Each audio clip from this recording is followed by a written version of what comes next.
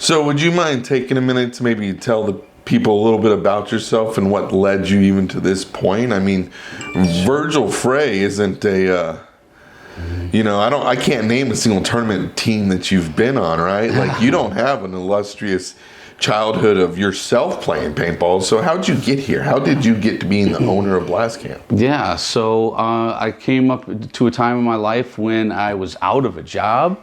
I'd gotten fired from a big corporate job that I had, and I wanted to buy my own business. My brother had managed Blast Camp. It's been around since 1988, so he was like 17 years old managing the field, and he's like, well, this place isn't for sale, but you should check it out. And when I came to Blast Camp, I just saw the opportunity and the promise of this amazing facility and historic facility that it is, so I bought it, and yeah, the rest is history from there, and Jackson, my son, being such a huge part of it. I mean, he's been out here playing every weekend virtually since he's been 9 years old. My wife running the concession stand. It's, a full-on family business, and I wouldn't want to be doing anything other than that. That's why, again, I'm stoked to bring a pro franchise to this place after 36 years, and hopefully we do it justice. A lot of people may or may not know this is actually a historical site. It's an old retired Nike missile base from the Cold War, meaning that if the Russians would have attacked, we would have been a first response location to send a Nike missile over to Cuba or Russia or wherever Uncle Sam would have determined. Right. So, USA. Being in the Midwest, we're kind of like the front line defense is where we're sitting right now. Yeah, protecting Chicago from attack, like you mentioned. Yeah, so on top of that being a historical site, historical place, you made a historical move, and that is taking Blast Camp to the Pro Division. You want to go over that with us a little bit? Nice segue first, by the way. Yeah. Talked about it after World Cup and said that we wanted to play semi-pro again. Everybody was good with that. Keep in mind, this particular group of guys have gotten offers from pro teams, and there's been plenty of opportunities for them to move on just to play pro. So we knew we wanted to stay together. Semi-pro was what we pretty much all decided. And then, I get a phone call from Alan, and, we started talking about it and the feasibility of something like that, and made me an offer I couldn't refuse. So thankful to him and that whole situation. We were able to get a pro spot, which I think is going to be amazing for my park. It's going to be amazing for the Midwest community. Finally, Blast Camp is representing that Chicagoland Midwest area, and I love that. We following the footsteps of Aftershock and all the other great organizations around the Midwest. So we're stoked just to have that. But it's a good thing for the park. It's a good thing for the business. Bigger positive is the just for the Midwest community. So I think something everybody's curious, is there any big roster moves or changes coming that maybe you want to tell us about? No, sir. We're keeping the same guys that got us here. We're all a family. We've been together again for 6 or 7 years. So, there's always that possibility if something comes up. But right now we got a full roster, and it's all the same guys from last year. So going into the Pro Division, is there anything you think Blast Camp needs to address or focus on, with it obviously being a higher level of competition than what you've seen the previous years? Yeah, there's a lot of work that we have to do. We don't even know some of the stuff that we don't know yet. So we're just going to go into with a positive attitude as a team and learn from every experience.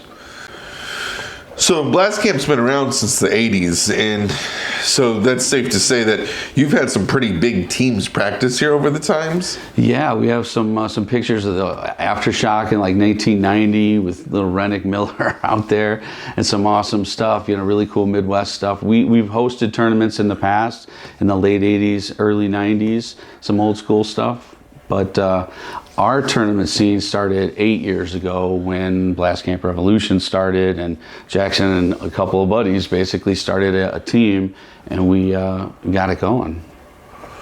So over the last 8 years, it seems like there's been a pretty successful highs for the team. Like, you guys have, done on the better side of winning than you have losing throughout that existence, which I don't think is actually too common in paintball. Yeah, I think there's a lot of that where a group gets together, stays together, and is successful up through the different ranks. That's certainly how it was for us. These guys started the MWXL over in Badlands, playing D4, or actually started indoors even earlier than that. But we always won. Every year essentially we would at least win one event. We were winning all the series, and the group stayed together. Few little changes over the years, but stayed together for the most part, and worked the way up every division, and now to pro is awesome. So with teams being a lot like families, and families having their own dynamic of individuals, would you care to go through and kind of say like how you would define the personalities of the team? Like, because from here I kind of hope to interview the team, so maybe if you'd want to do an introduction, like, Kyle Barron's our wild man, Andrew Garrity's our, Okay. Wow, that's a big one. Yeah, I mean, we have a really good cast of young men on our team. I mean, we are going to be the youngest team in the pro division, I believe, on average. So yeah, these guys have been kids, basically, started in paintball. They've been through every battle together since they pretty much started. And so it's going to be really exciting to watch them grow into men. I mean, Cody LaPapa is one of our leaders. He's getting married this year. And he's just a really intellectual, great guy, great communicator, and definitely one of our leaders.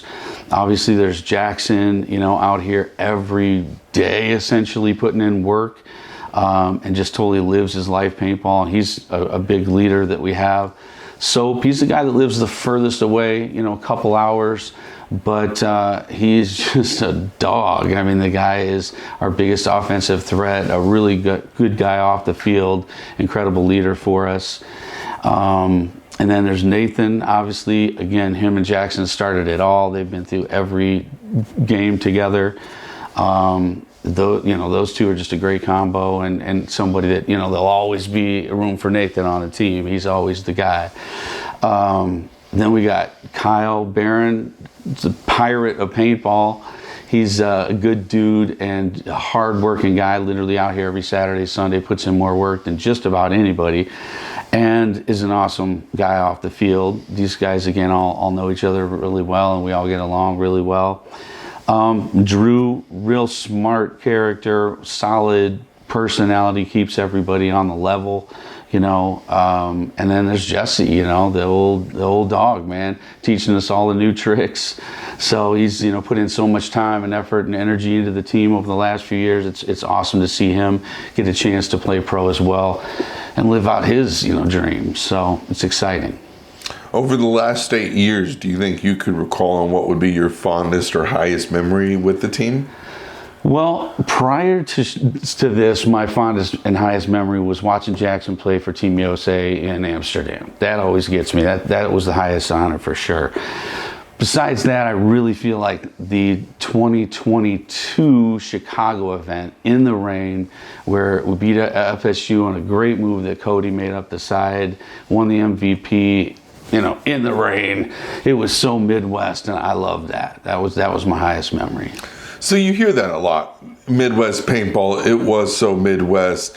This is the Midwest. What does that mean? Like, if you had to classify the Midwest, not geographically, but like in emotions and feelings and words. I think it is it's just kind of an attitude, a grittiness that we're going to get it done, whether it's rain or snow or sleet or any one of the 4 seasons, we're going to get it done.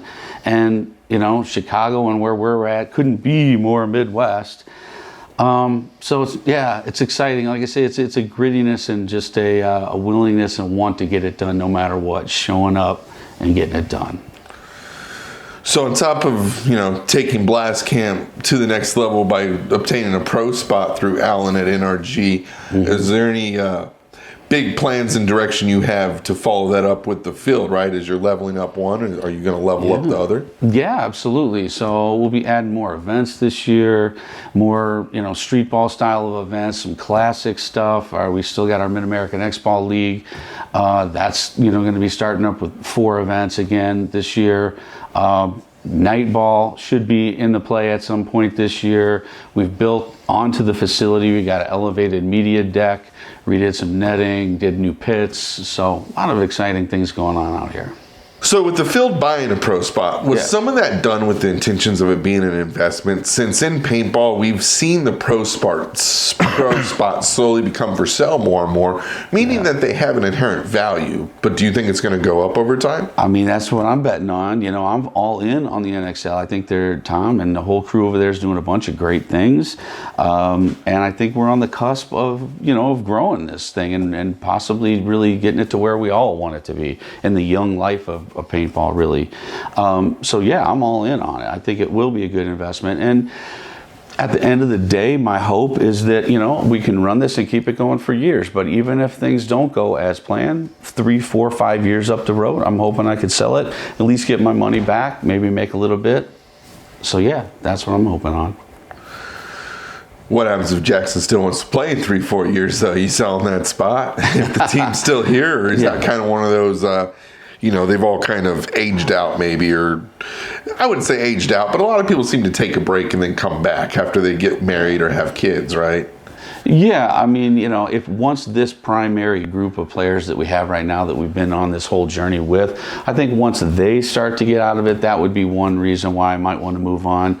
But at the same time, if it's doing well for the park and for the community, like Aftershock did, you think about all the crazy, incredibly talented people that went through that Aftershock program as it kind of evolved over the years.